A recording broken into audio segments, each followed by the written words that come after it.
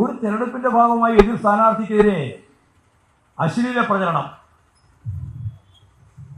അശ്ലീലം എന്ന് പറഞ്ഞാൽ ചെറിയ അശ്ലീലമൊന്നുമല്ല.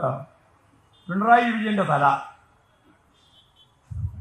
ശൈലജ ടീച്ചറെ തല, ബാക്കിയെല്ലാം വേറെയാണ്.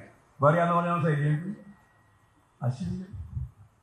എന്നിട്ട് വീട്ടിലേക്കുള്ള കുടുംബ ഗ്രൂപ്പുകളുണ്ടല്ലോ, ആ ഗ്രൂപ്പുകളിലേക്ക് അയക്കുക. മോർഫ് ചെയ്ത ഇത്തരം പടങ്ങൾ, ഇത്തരം നിരവധിയായ ശൈലജ ടീച്ചർ പറഞ്ഞു എന്ന് പറഞ്ഞിട്ട് പറയാത്ത നിരവധി വർഗീയത ഉയർത്തിപ്പിടിക്കുന്ന പ്രശ്നങ്ങൾ, ഇതെല്ലാം യൂത്ത് കോൺഗ്രസും യൂത്ത് ലീഗും കൂടി പ്ലാൻ ചെയ്ത് കൈകാര്യം ചെയ്തതാണ് എന്ന് ശൈലജ ടീച്ചർ വളരെ വ്യക്തതയോടുകൂടി ഇലക്ഷൻ കമ്മീഷന് പരാതി കൊടുത്തു.